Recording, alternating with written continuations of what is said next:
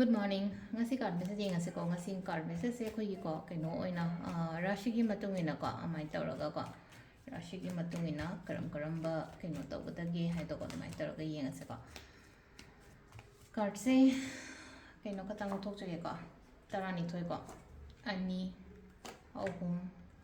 mari manga taruk taret nipan mapan tara Taramathoi, Taranithoi. Quite handbako, quite handbako gi Meshashiko, Meshashi go in a yang as a kohadi, Meshashi go in a quite a gi.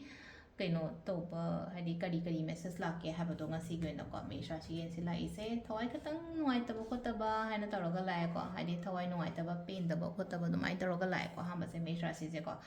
Ado sise hadi ngasi katang oibe ko ngahap oibe ko katang pain dam nuai taba khara di face tor di ngasi gi numit ko brisharashi gana daw ya gani aina chatluba tawruba thaba ingkhang gumba kai gumba da phana lakpa oina oire ko sise na khoi gi brisharashi ko methun rashi gana se laise khudong chaba gumba kai gumba makhal khara la o haina piri ko seda opportunities and hire ko hadi opportunities some kind of hai tar ko thaba ingkhang da bu oiro mi gi mateng bu oiro ma bu oiro ko dumai taraga karkat kena seda lai seda su chap ana na hadi engon da mateng gumba la pa se nupi gumba kai gumba dumai taraga pipi rei ko mateng gumba se sisna khoi gi karkat rashi ko singa rashi gi so singa rashi gi chamana aina chatke tauge haina khaliba chatto chat thabak to chat piu ko chatpa matamda engonda haidare ko hadi engonda aphabo oina lakani ba return da aduga sisena kaina ko kaina gi honaga daba hadi thabak suba nomba khotpa yamna fazana tawbiu ko silai je ko aina hona di se yaude kaina ba haibe mo ni ko the like pa ba ka haje ko nang like pai se yaudri peka pass to ngam giroi ko am sena ha kan hona di hone pasuma pa di haibe dia ko pa di pai tawdi tawi taro sedang hai taro khara ga hena hona ba yari in haibe ni ko silai ko tula gi silai hadi yamna practical oyo thabak taw matam da discipline leina thabak taw ko kenong taw ge hai matam da practical leyo discipline leina thabak taw ko andu taraga di am phagani ko similar ko aduga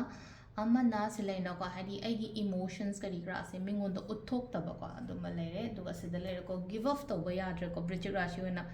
don't give up hai tare ko give up taw ya de hadi problems la ko ko matam da ko mamai lei thoga na traga as ai taw da ngamroi da haina khando shuru pudi hadi face taw ba sigi part se mo ko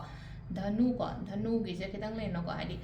wakhan phataba mayam am ungjal laga lere ko adu na ha tholo odu dai ko hadi kitang tholo o chatlo kholo ka dai no mayum da sum su lebi ga no ko mai taraga makar gi na se la ise mina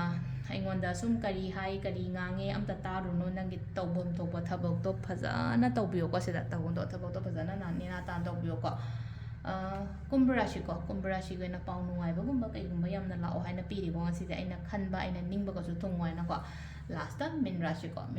na mi gi mateng gumba to ko aingonda yam phagani ko adu se lere khoi gi rashi gi matungina charu ka trading ma'am thank you